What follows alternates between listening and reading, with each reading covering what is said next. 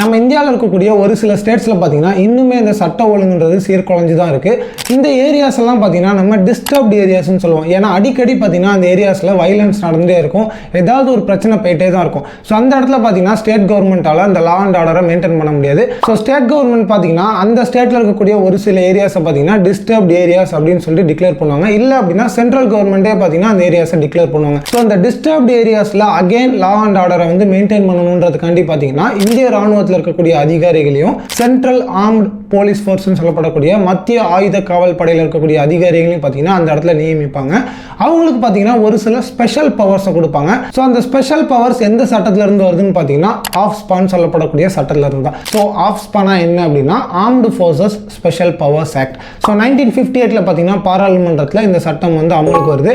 And இந்த சட்டத்தில் இருந்து தான் பார்த்தீங்கன்னா இந்த ஸ்பெஷல் பவர்ஸ் நம்ம இந்திய ராணுவத்துக்கு கொடுக்குறோம். ஸோ இந்த ஆஃப் ஸ்பான்றது இப்போ கரண்ட்டாக எந்தெந்த ஸ்டேட்ஸில் இம்ப்ளிமெண்ட் ஆயிருக்கு அப்படின்னு பார்த்தீங்கன்னா நாகாலாந்து, அருணாச்சல் பிரதேஷ், அப்புறம் மணிப்பூர், இந்த 3 ஸ்டேட்ஸுமே பார்த்தீங்கன்னா ஒரு சில ரீஜியன்ஸில் மட்டும் பார்த்தீங்கன்னா இந்த ஆஃப் ஸ்பான்றது இப்போ இம்ப்ளிமெண்ட் ஆயிருக்கு. ஸோ இப்போ நம்ம இந்தியன் ஆர்மிக்கு என்னென்ன பவர்ஸ் இந்த ஆஃப் ஸ்பா சட்டத்தில் இருந்து கிடைக்குது அப்படின்றத பார்ப்போம். ஃபர்ஸ்ட் பார்த்தீங்கன்னா அரெஸ்ட் பண்ண முடியும் வித்தவுட் வாரண்டோட. யார்கிட்டையும் போய் பர்மிஷன் வாங்கி இவங்களை அரெஸ்ட் பண்ணணும், எனக்கு பர்மிஷன் கொடுங்க அப்படின்றது கேட்கணுன்ற அவசியமே கிடையாது.